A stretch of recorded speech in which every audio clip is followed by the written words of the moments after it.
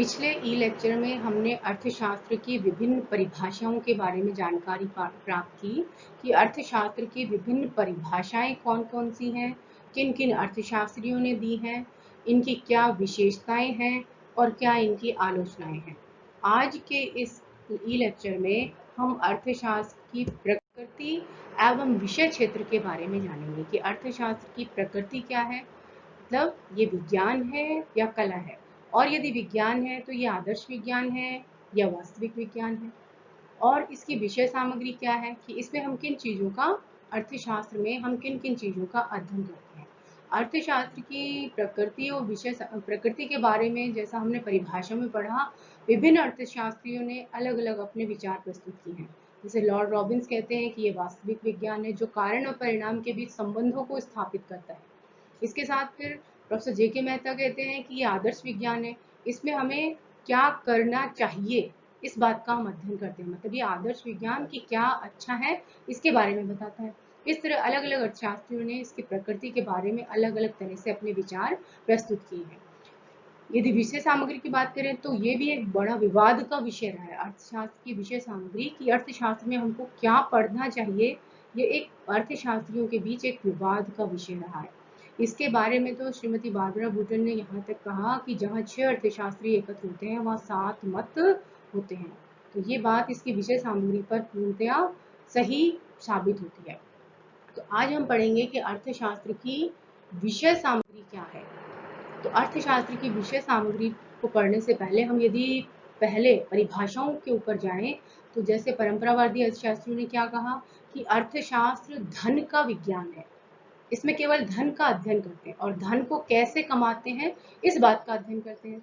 नव परंपरावादी अर्थशास्त्री कहते हैं कि अर्थशास्त्र में मानव के कल्याण का अध्ययन करते हैं, और मानव के कल्याण को उन्होंने भौतिक वस्तुओं से जोड़ा कि यदि भौतिक वस्तुओं में वृद्धि हो रही है इसका मतलब आर्थिक कल्याण बढ़ रहा है।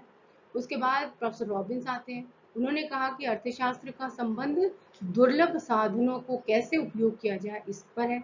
इसके बाद विकास केंद्रित अर्थशास्त्री आते हैं, वो कुशल साधनों के कुशलतम बंटवारे से अर्थशास्त्र को जोड़ते हैं। इस तरह विभिन्न अर्थशास्त्रियों ने अर्थशास्त्र की विषय सामग्री में को अलग अलग चीजों से जोड़ा।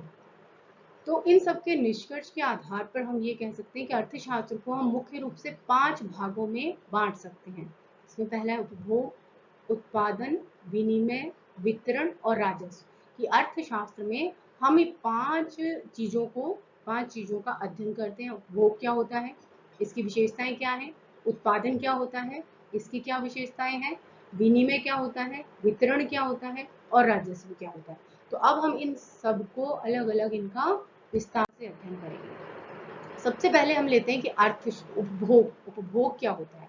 तो अर्थशास्त्र में उपभोग का मतलब होता है वह क्रिया जिससे किसी व्यक्ति की प्रत्यक्ष या अप्रत्यक्ष रूप से उसकी आवश्यकता की संतुष्टि होती है, या यूं कहें कि उपभोग से तात्पर्य उस क्रिया से लगाया जाता है जिससे किसी मानवीय आवश्यकता की प्रत्यक्ष संतुष्टि होती है। क्योंकि आवश्यकता की संतुष्टि या तो वस्तुओं के उपभोग से होगी या वस्तुओं के सेवाओं के उपभोग से होगी। तो इसलिए उपभोग का मतलब क्या है कि उपभोग कि जिस भी वस्तु से व्यक्ति की आवश्यकता की संतुष्टि होती है वो उपभोग में शामिल होती है। अब उपभोग की कुछ मुख्य विशेषताएं होती हैं। जैसे पहली विशेषता इन्होंने ली है कि मानवीय आवश्यकता की संतुष्टि। कि उपभोग का मतलब क्या है कि उस वस्तु के प्रयोग से मनुष्य की किसी आवश्यकता की संतुष्टि होनी चाहिए। जैसे व्यक्ति को प्यास लगी है, वो पानी पीता है तो उसकी प्यास बुझ जाती है, उसको पानी की आवश्यकता संतुष्ट हो जाती है। भूख लगी है, रोटी खाता है तो उसकी आवश्यकता की संतुष्टि हो जाती है। तो उपभोग का तात्पर्य है कि इससे किसी मानवीय आवश्यकता की संतुष्टि होनी चाहिए, मानवीय आवश्यकता पूर्ण होनी चाहिए। दूसरा, वस्तु नष्ट नहीं होती है। वस्तु नष्ट नहीं होती इसका क्या मतलब कि उपभोग के द्वारा क्या होता है, उस वस्तु की उपयोगिता जो है उस व्यक्ति के लिए तात्कालिक रूप से घट जाती है, परंतु वो समाप्त नहीं होती। जैसे हमने पानी पिया, प्यास लगी, तो उस समय पानी की उपयोगिता हमारे लिए समाप्त हो गई, लेकिन ऐसा नहीं है कि वो हमेशा के लिए समाप्त हो गई। वो थोड़ी देर बाद फिर से प्यास लगेगी तो उस पानी की उपयोगिता फिर से हमारे लिए होगी। भूख लगी है, हमने रोटी खाई, तो हमारी उस समय भूख शांत हो गई, इसका मतलब उस समय रोटी की उपयोगिता हमारे लिए समाप्त हो गई। लेकिन थोड़ी देर बाद फिर से लगेगी। तो इस तरह से ये कहते हैं कि उपभोग करने से वस्तु नष्ट नहीं होती है, केवल उसकी उपयोगिता कुछ समय के लिए समाप्त हो जाती है। तीसरा है कि वस्तु की उपयोगिता का मानवीय आवश्यकताओं की पूर्ति से संबंध है। इसका मतलब क्या है कि उपभोग में केवल उन्हीं वस्तुओं की उपयोगिता में कमी को शामिल किया जाता है जिनके उपभोग करने से मानवीय आवश्यकता की संतुष्टि होती है। यदि हमने पानी पिया तो हमारी प्यास संतुष्ट हो गई और पानी खत्म हो गया, तब उस समय पानी की उपयोगिता खत्म हो गई। लेकिन यदि हमने पानी का गिलास उठाकर बाहर फेंक दिया तो उसको हम उपभोग में शामिल नहीं करेंगे, क्योंकि उससे किसी भी मानवीय आवश्यकता की संतुष्टि नहीं हुई है।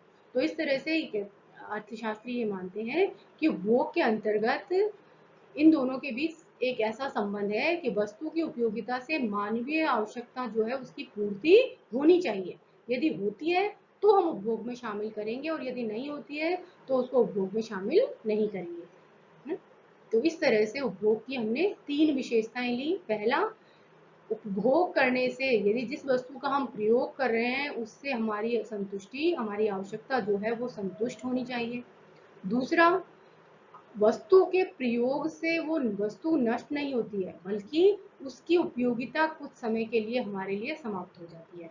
तीसरा, वस्तु उपभोग में केवल उन्हीं वस्तुओं को शामिल करेंगे जिनको, या यूं कहें कि उन्हीं वस्तुओं की उपयोगिता में कमी को शामिल करेंगे जो हमारी आवश्यकता को संतुष्ट कर रही है। जिन वस्तुओं के प्रयोग से यदि किसी मानवीय आवश्यकता की संतुष्टि नहीं होती है तो उसे उपभोग में शामिल नहीं करेंगे। अब हम लेते हैं उत्पादन। अब हम उत्पादन की बात करते हैं। उत्पादन से तात्पर्य यह है कि जब या तो कोई नई वस्तु का निर्माण होता है या किसी वस्तु की उपयोगिता में वृद्धि होती है। इन दोनों ही कारणों से उत्पादन होता है। अब उत्पादन की वस्तु की उपयोगिता में हम कई प्रकार से वृद्धि कर सकते हैं। या तो हमने नई वस्तु का निर्माण किया, जब किसी नई वस्तु का निर्माण करते हैं तो उसकी उपयोगिता बढ़ जाती है, तो उसे उत्पादन में सम्मिलित करेंगे। या किसी वस्तु का स्थान परिवर्तित हो गया तो भी उसकी उपयोगिता बढ़ जाती है। जैसे छाते का उपयोग बारिश वाली जगह पर करेंगे तो उसकी उपयोगिता बढ़ जाएगी, और जहाँ पर बारिश नहीं होती है वहाँ पर उसकी कोई उपयोगिता नहीं है।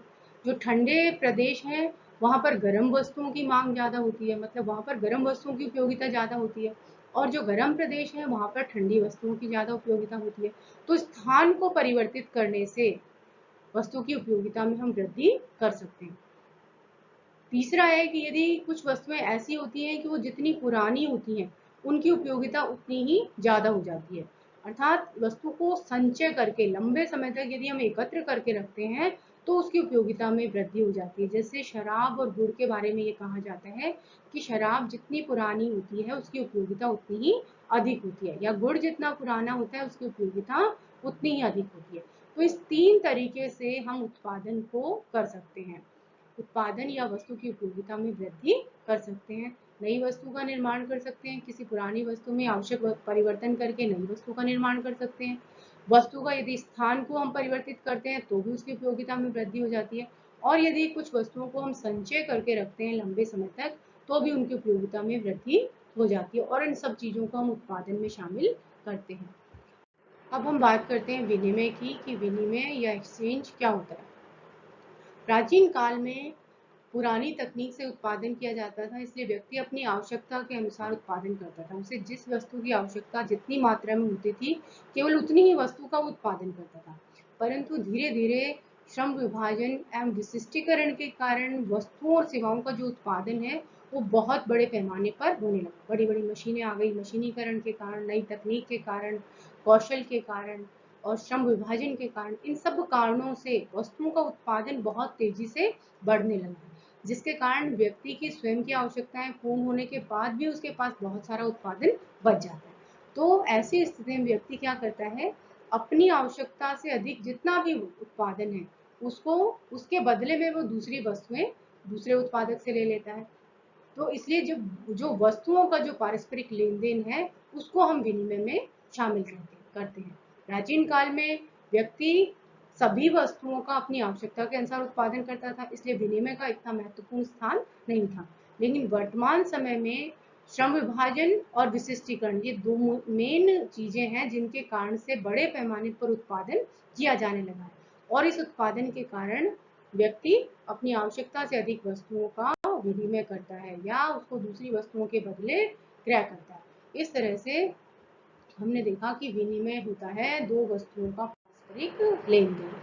अब हम बात करते हैं वितरण कि वितरण क्या होता है।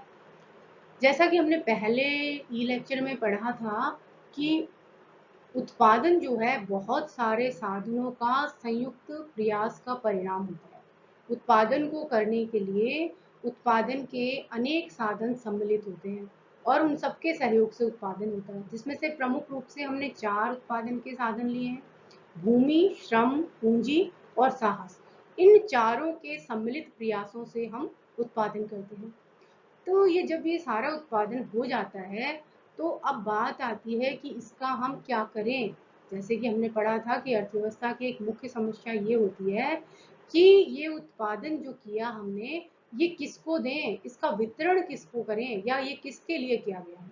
तो अर्थव्यवस्था में हम ये पढ़ते हैं कि चूंकि ये उत्पादन जो है बहुत सारे उत्पादन के साधनों के सम्मिलित प्रयासों का परिणाम है, इसलिए इस उत्पादन को उन्हीं साधनों में वितरित किया जाना चाहिए।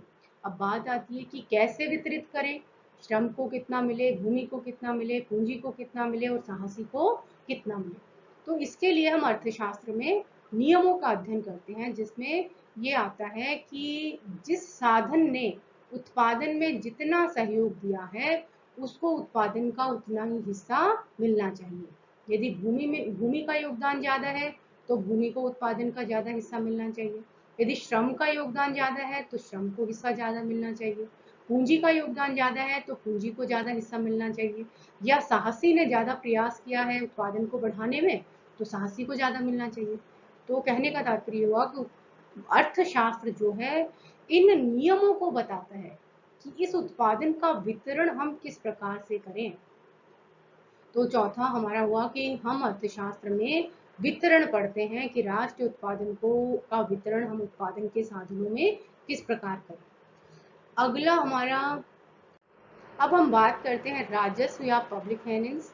राजस्व का मतलब होता है जिसमें हम मुख्य रूप से 3 चीजों को लेते हैं: सार्वजनिक आय, सार्वजनिक व्यय और सार्वजनिक ऋण। ये 3 चीजें हैं जिनको हम राजस्व में शामिल करते हैं। तो राजस्व में हम ये पढ़ते हैं कि आय के साधनों को कहाँ से अर्जित किया जाए, उनको किस प्रकार से खर्च किया जाए, और यदि आय व्यय से कम है तो उस व्यय को सार्वजनिक ऋणों के द्वारा किस प्रकार से पूर्ण किया जाए। कहने का मतलब है कि राजस्व जो है सार्वजनिक संस्थाओं के शासन की उन वित्तीय क्रियाओं के सिद्धांतों एवं तरीकों का अध्ययन है जिनके द्वारा वे आय जुटाते हैं, विभिन्न कार्यों में व्यय करते हैं और उन पर नियंत्रण रखते हैं और पारस्पर सामंजस्य बैठाते हैं। तो कहने का मतलब कि राजस्व में हम उन सिद्धांतों को पढ़ते हैं कि कौन से सिद्धांतों से आय को हम ज्यादा से ज्यादा अर्जित कर सकते हैं या आय को बढ़ा सकते हैं। कौन से ऐसे सिद्धांत हैं जिनके आधार पर हम व्यय करेंगे तो समाज का अधिक से अधिक कल्याण होगा, और कौन से ऐसे सिद्धांत हैं जिनके आधार पर हम इन पर नियंत्रण, इन क्रियाओं पर, आय और व्यय की क्रियाओं पर नियंत्रण रख सकते हैं और उनमें सामंजस्य स्थापित कर सकते हैं। जैसे सार्वजनिक आय का मुख्य सोर्स होता है टैक्स रेवेन्यू, कर आय और गैर कर आय। तो ये सिद्धांत राजस्व में हम उन सिद्धांतों को पढ़ते हैं कि जो कर आय है, तो किन सिद्धांतों के आधार पर टैक्स लगाने चाहिए या कर की दरों में वृद्धि करनी चाहिए, और किन सिद्धांतों के आधार पर वो जो आय हमें प्राप्त हुई उसको खर्च करना चाहिए। तो हम पढ़ते हैं इसमें कि सार्वजनिक व्यय के सिद्धांत कौन कौन से हैं, किन सिद्धांतों के आधार पर हम खर्च करेंगे तो समाज का अधिक से अधिक कल्याण होगा। क्योंकि वर्तमान में प्रत्येक सरकार का मुख्य उद्देश्य है अधिक से अधिक समाज का कल्याण करना और एक कल्याणकारी राज्य की स्थापना करना। इसके लिए सरकार बहुत बड़ी मात्रा में सार्वजनिक व्यय करती है जो दिन रात बढ़ता जाता है, और तो इस व्यय को बहुत अच्छे ढंग से व्यय करने के लिए हमें अर्थशास्त्र के सिद्धांतों या राजस्व के सिद्धांतों का सहारा लेना पड़ता है। इस तरह से इस ई लेक्चर में हमने पढ़ा कि अर्थशास्त्र की विषय सामग्री में क्या क्या आता है। तो अर्थशास्त्र की विषय सामग्री में यदि इसको समराइज करें हम, तो हम कह सकते हैं कि 5 चीजों को हमने शामिल किया: उपभोग, उत्पादन, विनिमय, वितरण और राजस्व। इन 5 चीजों के बारे में हमने इस ई लेक्चर में पढ़ा। अगले ई लेक्चर में हम पढ़ेंगे अर्थशास्त्र की प्रकृति के बारे में, कि अर्थशास्त्र की प्रकृति क्या है। प्रकृति से तात्पर्य अर्थशास्त्र विज्ञान है या कला है, और यदि विज्ञान है तो वो आदर्श विज्ञान है या वास्तविक विज्ञान है। तो इसके बारे में हम पढ़ेंगे अगले लेक्चर में। Thank you.